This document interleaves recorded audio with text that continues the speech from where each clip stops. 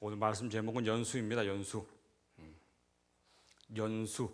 예, 그래서 헷갈릴 수도 있기 때문에 한자를 옆에다 적어놨어요. 연수. 예, 해년자에다가 셀 숫자죠. 예, 이건 말 그대로 해의 수를 의미합니다. 예, 1년, 2년 이 센다는 거죠.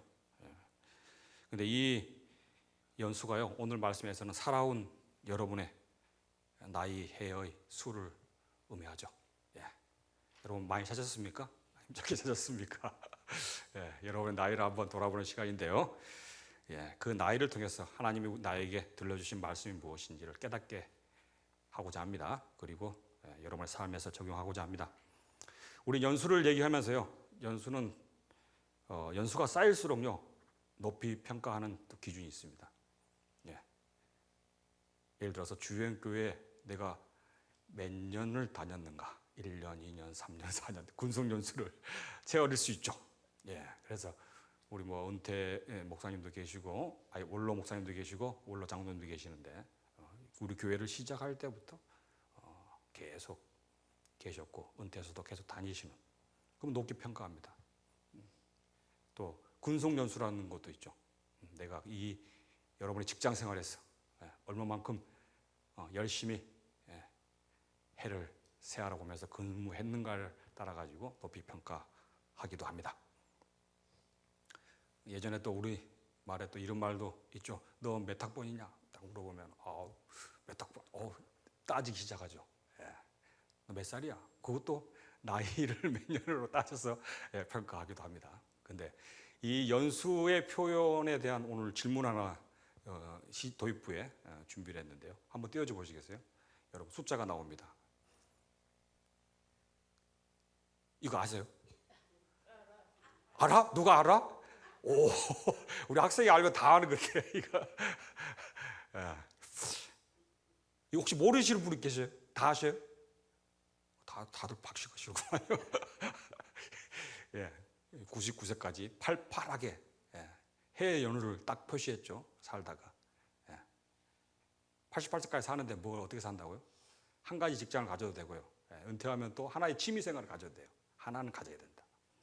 그러고 나서 2에서 3은 뭘 의미해요? 2, 3일 아프다가 잘하시네. 2, 3일 이제 마음을 이제 정리해야 될 거 아니에요. 정리할 때 어떻게 됩니까? 병석에 누워 있는데 2, 3일만 누워 있어야 돼. 많이 누워 있으면 안 돼요. 2, 3일만 딱 누워 있으면서 보고 싶은 사람들 불러가지고 한번 보고 유언도 남기고 이렇게 착 끈 다음에 사는 이제 뭘까요? 깨꼬닥 죽을 사자라 죽을. 99세까지 팔팔하게 팔팔하게 한 가지 일, 직장을 다니든 취미생활을 하든 즐겁게 하다가 2, 3일만 조금 이제 마무리하는 시간, 누워있는 시간 있다가 죽자. 이런 또 연수의 표기를 이렇게 또 한 적도 있는데, 이건 결국은 뭘 의미합니까? 다음 장 한번 보여주시겠어요? 웰빙을 의미합니다. 웰빙. 웰빙. 웰빙이 뭡니까? 사람답게 사는 거예요. 우리 산다면 얼마나 산다고, 사람답게 한번 살아보자. 우리가 한번 연수 사는데 인간답게 한번 살아보자. 웰빙. 그 다음에 이제 뭡니까? 웰다잉. 잘 죽자. 우리 우리 자식들에게 피해주지 않고, 그냥 아까 말했듯이 2, 3일만 좀 이렇게 좋은 얘기 하다가 이렇게 죽자. 웰다잉. 최근에요, 추가적으로 하나 뭐 늘어났다고 그럽니다. 웰 에이징이 된대요. 웰 에이징. 웰 에이징이 뭔지 아세요? 에이징은 나이잖아요. 사람이 사람답게 늙어야 된다. 추잡스럽게 늙으면 안 돼. 나이 먹더라도. 그런 연수의 개념으로 해가지고 이렇게 모든 세상 사람들이요 살고자 합니다. 그냥 잘 살고 잘 죽고 또 나이 들어서도 또 보기 좋게 그렇게 연수를요 하나씩 채우고자 해요. 그런데 오늘 하나님께서는요, 그럼 우리의 인생에 사는 근속연수, 나이연수, 주영교회를 다녔던, 작게 다녔던, 많이 다녔던 간에 그런 연수를 기준으로 해가지고요, 하나님이요 그 연수를 어떻게 바라보시는 것일까요? 그리고 그 연수를 생각하면서요 무엇이 중요하다고 말씀하시는 걸까요? 그것이 오늘 말씀의 핵심입니다. 그걸 전하고자 합니다. 자, 오늘 시편 90편 10절 말씀 다시 한번 띄워주겠어요? 자, 그런데요, 여기 보니까 단어가 등장하네요. 연수가. 예, 연수에 대해서 얘기를 하고 있어요. 근데 연수가 대해서 하면서요, 70이요라고 나왔어요. 70. 근데요, 우리의 연수가 이 70이요 하면서 강건하면 80이라도 이렇게 딱 나오거든요. 근데 시편 90편 10절 90편 전체의 말씀은요, 누가 만들었어요? 누가 지었을까요?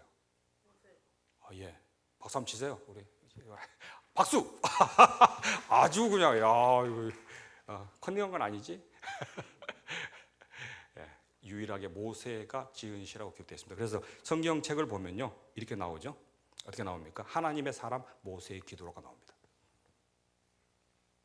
모세가 이 말을 했어요. 이 말을 했는데 하나님이 말씀하신 것과 동일해요. 어떤 말을 했습니까? 예, 연수가 70이요, 강건하면 80이라고 했습니다. 근데요, 이 첫 번째 전반부의 문구를 딱 보니까요, 당시의 상황하고는 맞지가 않는 것 같습니다. 모세가 몇 살까지 살았습니까? 모세가 120세에 죽었거든요. 120세. 근데 자기는 평균이 70이나 80이다 이렇게 얘기를 했단 말이죠. 그 당시의 사람들을 제가 조사해 봤어요. 아론이 123세, 여호수아가 110세. 근데 왜 70이나 80으로 봤을까요? 그 이유는 알 수 없습니다.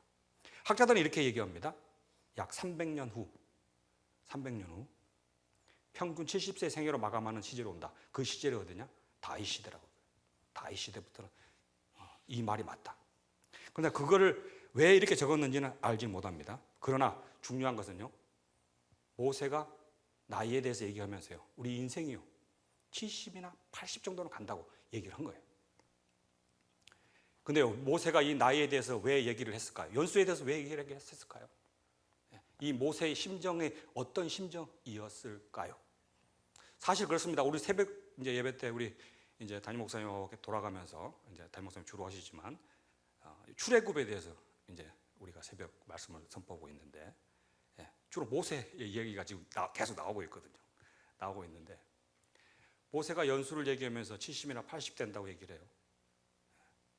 사실 이 배경을 역사적으로 따져보면 이렇습니다. 모세가요, 출애굽을 해요. 이스라엘 하나님 백성을 끌고 나오죠. 홍해도 건너고 광야도 지나 40년 광야 생활을 지나서요, 가나안으로 딱 들어가야 돼요.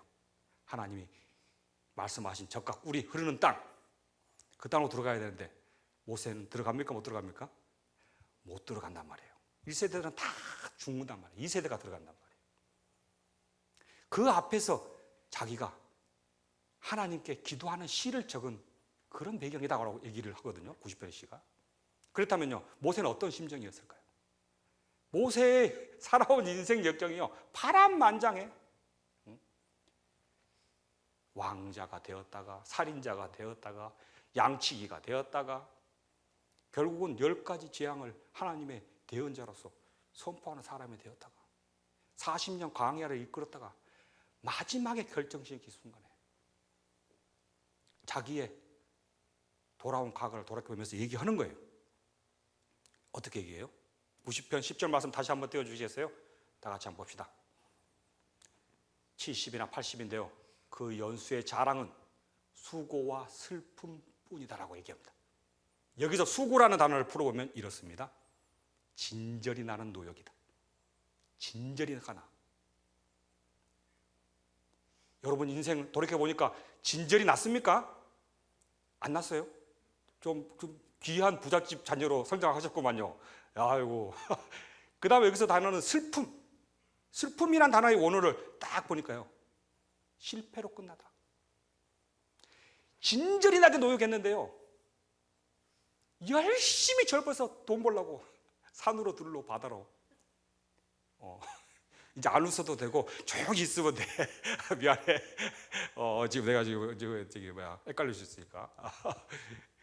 열심히 뛰어다니고 돌아갔는데요, 어떻게 해요? 이게 모든 게 실패로 끝나. 나한테 돌아오는 게 아무것도 없어. 그리고요, 후반부에서 이렇게 얘기합니다. 신속히 가니 우리가 날아가나이다. 신속히 가니 우리가 날아가나이다. 이 단어를요 주석에서 이렇게 얘기하고 있습니다. 죽음을 향해 나아간다. 죽음을 향해 나아간다. 그래서 이렇게 기록했더군요. 인간의 생명이 멈추지 않고 죽음을 향해 신속히 나아간다. 그리고 이런 표현을 씁니다. 자기 의지와는 상관없이, 내 의지와는 상관없어. 죽음을 향해서 전속력으로 달려간다. 모세는요, 인생을 살면서요, 120을 살았던, 몇십을 살았던 간에요, 마지막에 자기 평가를요, 하나님께 올리는 기도로 잡았는데요, 인생을 어떻게 표현했다고요? 실패와 수고와 슬픔뿐이다. 내가 열심히 했는데 남는 것은 뭐라고요? 모든 것이 실패로 끝났다. 사실 모세가 실패로 끝났습니다. 가나안을 들어가지 못하고요, 거기서 죽었어요. 광야에서요. 이런 표현을 하고요, 그 다음에 지나간 날을 돌이켜보니까 어때요? 살아온 것이요, 죽음을 향해서요, 전속력으로 달려온 것 같아요. 여러분은 어떻습니까? 여러분이 이제 지금 시점에서 한번 하나님이 오늘 돌아보시게 만듭니다. 모세의 시를 통해서 여러분의 인생을 얼마만한 수고가 있었습니까? 정말 진절이 나는 노역과 고역과 그런 아픔의 시간들이 있었습니까? 근데요, 그 시간들을요, 돌이켜보니까요, 어떻다고요? 혹시 실패로서 더 마음 아파하지는 않습니까? 그런 가운데서요, 어떻게 보면요, 금방 확 지나간 것 같아요. 제가 군생활 할 때요, 초급장교 들어갔는데 우리 대대장님이 이렇게 말씀하시더구만요. 군생활 금방 간다. 우리 대장님 20년 가까이 있을까 하셨거든요. 그래서 저는 그때 장기를 생각하지 않았어요. 이렇게 빨리 하고 빨리 나올 생각이었는데, 이제 아버지가 돌아가시는 바람에 가장이 돼버리니까 이제 어쩔 수 없이 이제 장기를 하게 됐는데, 그 말을 듣고요, 저는 이렇게 생각했어요. 자기는 그렇게 직책 올라가니까 그 정도니까 편하게 그런 말 하지, 나는 지금 죽겠는데 지금 하루하루가 지금 당직 쓰고 지금 출동하고 지금 뭐 날마다 군장 메고 지금 미쳐버리겠는데, 금방 간다, 신속히 간다. 제가 지휘관이 되니까 똑같은 말을 하게 되더군요. 진짜 인생 금방 갑니다. 훅 갑니다.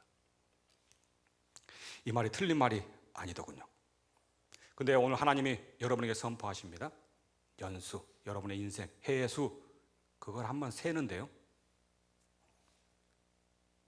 과연 여러분의 인생이 실패와 수고와 슬픔뿐인 인생이었는가?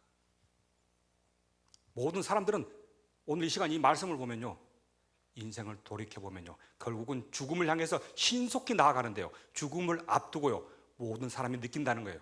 어떻게 느껴요? 수고와 슬픔이야. 지나온 날을 생각해 보니까요, 고역이었어. 근데 그 고역을 통해서요, 내가 뭐 하나 건진 것도 있고 뭔가 성공적인 걸 했어야 되는데요, 돌이켜 보니까 성공에 내세울 게 하나도 없어. 그러나 오늘 이 시간 하나님은요, 예수 그리스도를 믿는 여러분에게요, 하나님이 선포하십니다. 과연 슬픔과 수고의 인생인가? 그런 수고와 슬픔의 인생이 아닌 사람이 되기 위해서는 어떻게 해야 되는가? 오늘 그 말씀에 답을 찾는 귀한 시간 되시길 바랍니다. 그 말씀의 답은 12절에 있습니다. 12절 말씀 한번 보겠습니다.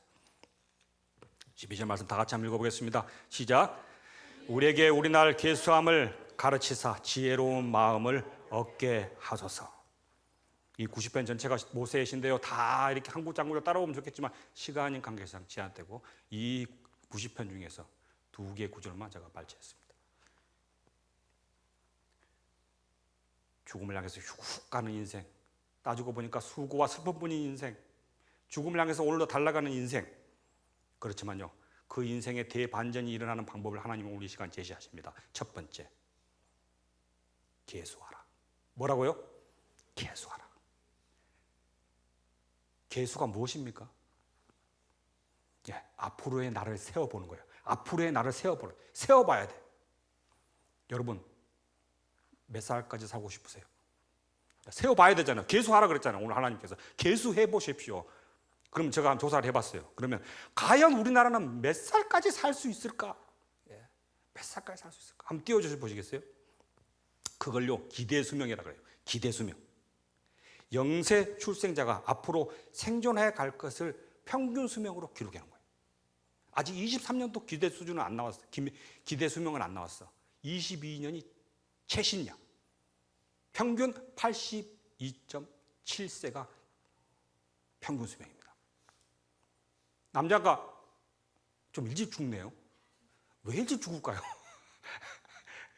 희한하게 남자가 일찍 죽어요. 79.9세.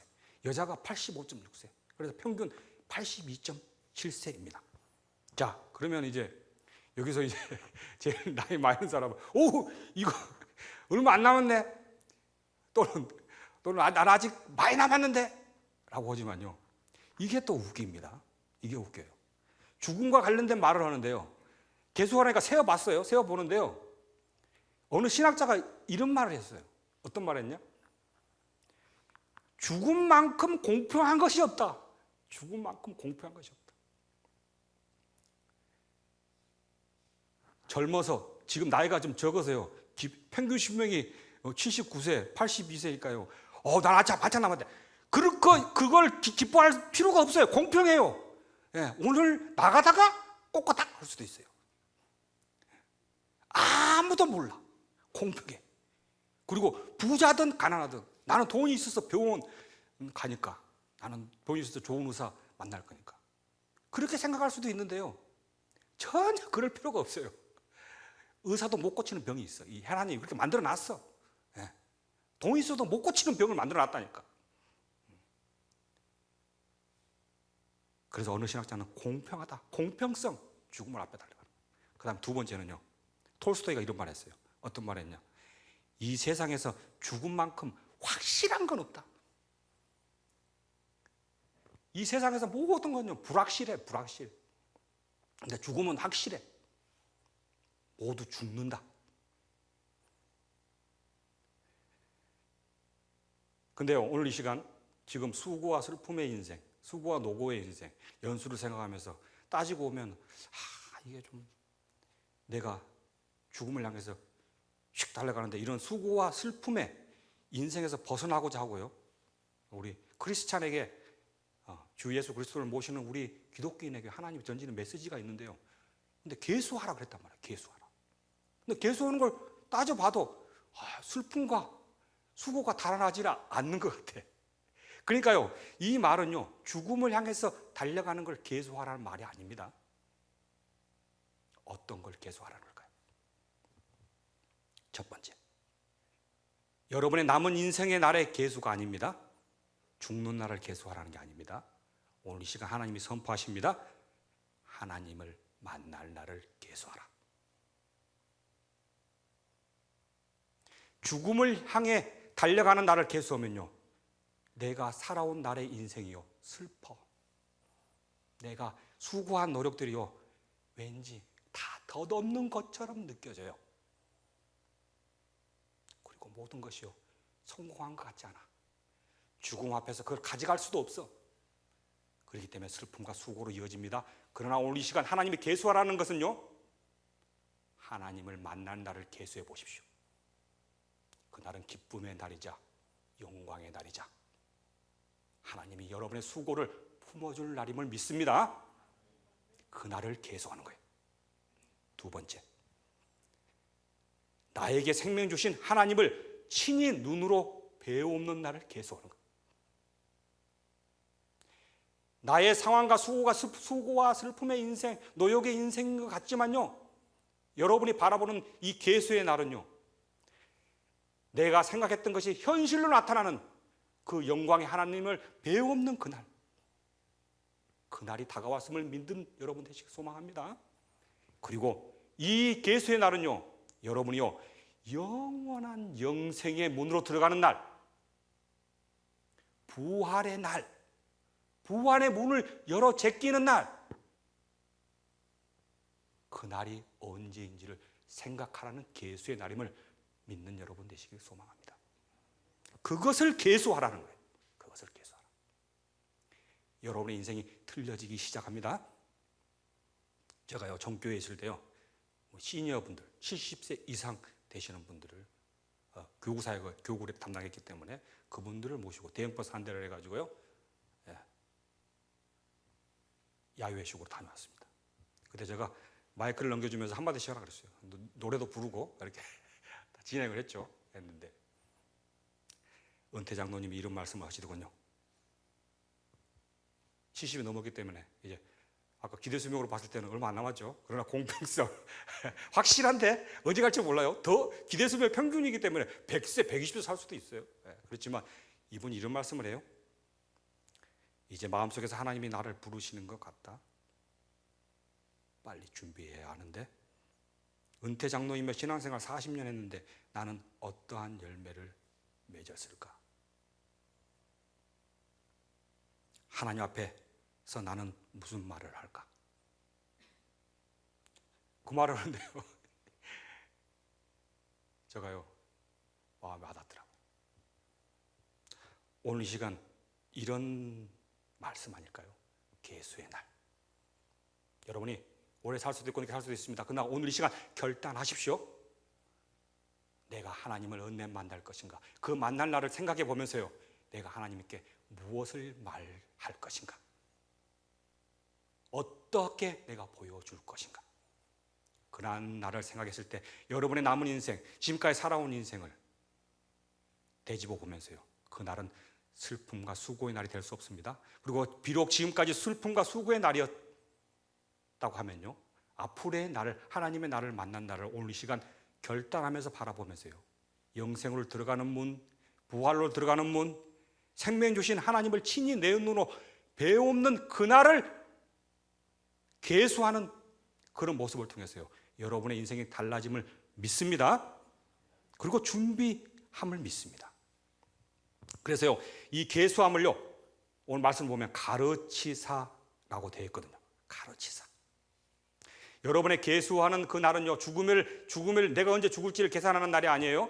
하나님을 만날 날을 계산하는 거예요. 그리고 하나님께 나를 보여주는 날을 계산하는 것이고 부활로 들어가는 문, 영생으로 들어가는 문, 친히 하나님을 바라보는 그 날을 계수하는 거예요. 근데요 그 계수를요 가르치사라는 단어를 썼어요. 가르치사. 이 가르치사를 풀어보니까 이렇습니다. 이걸 잘 기록해 놓았다군요. 이렇게 기록했습니다. 제가 한번 읽어보겠습니다. 경험을 통하여 그 본질을 철저하게 아는 것. 첫 번째는요 이 가르치다는 것은요 첫 번째 경험이 있어야 돼요. 제가 오늘 목회자로서 말씀을 선포하지만요 내가 그 말씀을 경험하는 말씀이 되어야지만요 어찌 보면 여러분의 가슴 속에, 심령 속에 들어갑니다. 그냥 헛것으로 그냥 애워서 그냥 책에서 그런 것도 들어갈 수도 있겠지만요 오늘 이 시간 가르치는 그 단어 속에서 계수로 가르치는데요 하나님 날 만날 날을 세어보면서요 가르치다는 것은 뭐라고요? 경험이다. 경험이 들어가야 된다. 이 경험을요 이렇게 얘기해 놨습니다. 그들에게 허락하신 특별한 상황 아래에서 주어지는 신앙적 경험이다. 여러분이요 지금 오늘 이 시간 결단하셔요. 하나님이 만날 날이 언제인지를 한번 세워보는 거예요. 그러면서 어떻게 한다고요? 앞으로 남은 인생 내가요 모든 주어진 상황이요 하나님이 나에게 부어주신 특별한 상황이야. 그 가운데서요 하나님이 살아계심을 역사하는 그런 경험하는 그런 귀한 날들 되시길 바랍니다. 그랬을 때 슬픔과 수고가 사라진다. 덧없는 날이 아니다는 거예요 여러분의 인생이. 그걸 얘기합니다. 그리고 두 번째는요 본질을 철저히 아는 것. 경험을 통해서 본질을 철저히 알아요. 그 본질이라는 의미는 이렇게 풀어놓았더군요. 오직 하나님께서 베푸시는 계시. 이건 뭐를 얘기합니까? 말씀을 얘기합니다. 여러분이 하나님을 이제 배울 날을 한번 세워보면서요 가르치길 원해요. 그 말은 뭐라고요? 말씀 앞에서 여러분이 그 말씀을 품고요 그 말씀이 여러분의 주어진 상황 속에서요 어떻게 경험하는가? 그 말씀의 경험이 많으면 많을수록 하나님 앞에 서는 그날 여러분의 슬픔과 수고가 아닌 하나님의 영광 받는, 하나님께 칭찬받는 그런 귀한 날 됨을 믿습니다. 오늘 이 시간 그것을 하나님이 여러분에게 선포하고자 합니다. 인생은 끝이 아니라 나에게 주신 생명을 주신 우리 주님을 이제요 눈으로 배어없는 부활과 영생으로 들어가는 문이라는 사실을 믿고요, 우리가 만날 준비를 해야 된다. 그 준비는 무엇이다? 가르침의 준비다. 가르침은 무엇이다? 경험이다. 경험은 어떻게 온다? 하나님이 여러분에게 알려주신 계시를 통해서 온다. 그 말씀을 붙들고 그 말씀에 감격하면서 하루를 신앙적 경험을 통해서요 하나님 앞에 섰을 때요 여러분의 모든 슬픔과 수고와 노력이 빛을 발하며 하나님이 여러분을 칭찬하며 여러분 삶 속에서 귀한 그리스도의 사랑이 넘쳐남을 믿습니다. 그 말씀이 오늘 찬양에 들어가는 말씀입니다. 말씀 앞에서 홀로 서는 시간 되시길 소망합니다. 찬양을 부르시면서요. 그리고 오늘 이 말씀이요 어떤 말씀으로 여러분이 다가오는지를 또 한번 신앙적 경험을 통해서요 삶 속에서요 이루어지는 여러분 되시길 소망합니다.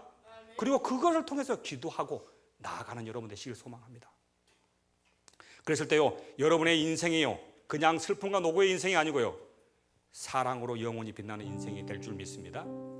그게 연수예요. 그게 쌓여졌을 때요 세상이 말하는 여러분이 웰빙 될 수 있는 거예요. 웰다잉 될 수 있는 겁니다. 그리고 웰 에이징 되는 거예요.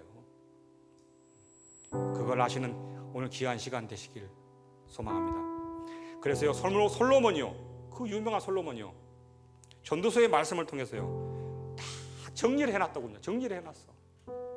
근데 그 말씀을 그대로 발췌하지 않고요 그 말씀을요 우리가 읽기 쉽게 다 정리해놨다고. 이 말씀이요 저한테 다 오더군요. 그거 한번 띄워주시겠어요?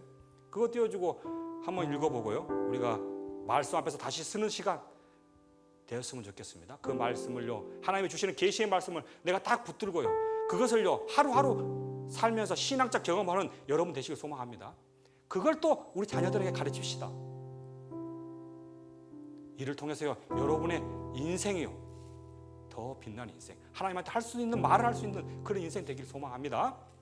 솔로몬이 이렇게 얘기합니다. 나는 내 눈이 원하는 것은 다 누리고 다 가져보았고 내가 먹고 싶은 것 금그릇에 담아 금수저로 다 먹어보았으며 금면류관을 쓰고 황금 의자에 앉아 수백 만 명의 군사들을 호령하는 권세를 누려보았으나 다 손으로 바람을 잡는 것처럼 헛되고 헛되더라. 여러분 나는 솔로몬이 아닌데 뭐 이렇게 할 수도 있어요. 그렇지만요 여러분은 이미 솔로몬의 이상 가는 권세를 누렸어요. 혜택을 누렸어요. 왜 그런지 아세요? 그 당시 시대에요 이런 의자 있었을까요? 그 당시 시대에 여러분 겨울에 딸기 먹을 수 있었을까요?